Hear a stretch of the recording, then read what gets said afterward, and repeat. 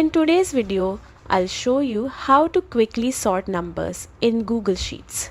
Whether it's for your budget, sales data, or research, sorting makes your sheet so much easier to read. First, head to sheets.google.com and sign in with your Google account. Open the spreadsheet you want to work on or create a new one if needed. Now highlight the data you want to sort. If your columns have headers, make sure to include them in the selection. Go to the data menu at the top and click Create a Filter. Little filter icons will appear next to your column headers. Click the filter icon on the column with numbers. To sort from smallest to largest, select Sort A to Z.